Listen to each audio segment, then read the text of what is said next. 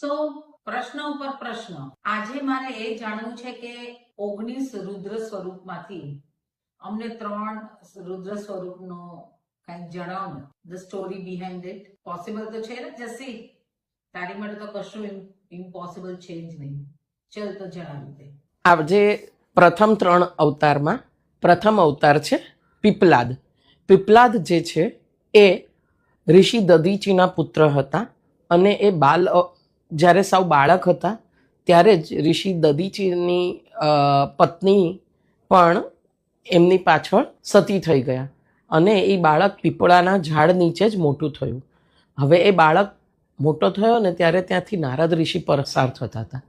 એમણે બાળકને પૂછ્યું તું કોણ છે? તો બાળક કે હું પોતે ગોતું છું, હું કોણ છું.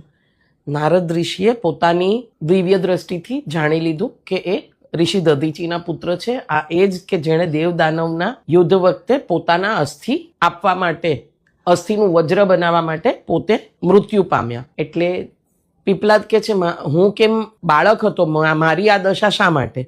એટલે નારદ ઋષિ કે છે કે શનિની વક્ર દ્રષ્ટિ તમારી ઉપર પડી એટલે પીપલાદ તપ કરી અને બ્રહ્માજી પાસેથી વરદાન મેળવે છે અને શનિદેવને ભસ્મ કરવાની કોશિશ કરે છે. તો ફરીથી એમને બ્રહ્માજી 2 વરદાન આપવાનું વચન આપે છે. એટલે એ માંગે છે કે કોઈ પણ બાળક 16 વર્ષનું થાય ત્યાં સુધી શનિદેવની વક્ર દ્રષ્ટિ ન પડે, અને બીજું કે જેની ઉપર શનિની વક્ર દ્રષ્ટિ હોય એ પીપળને જળ ચડાવે તો એને કષ્ટ ઓછો પડે. આ થઈ પીપલાદની વાત. હવે બીજો અવતાર છે એ છે નંદી ભૈયા. આપણે બધા જ જાણીએ છીએ કે નંદી ભૈયા કોણ છે. નંદી ભૈયા એટલે શિવજીના વાહન છે અને શિલાદના પુત્ર છે.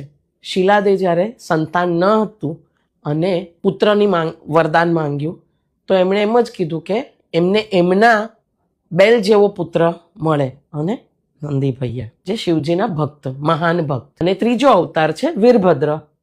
આ એમના કેશમાંથી એમણે ક્રોધમાં નીકળેલું રુદ્ર ને રૌદ્ર સ્વરૂપ જે વીરભદ્ર.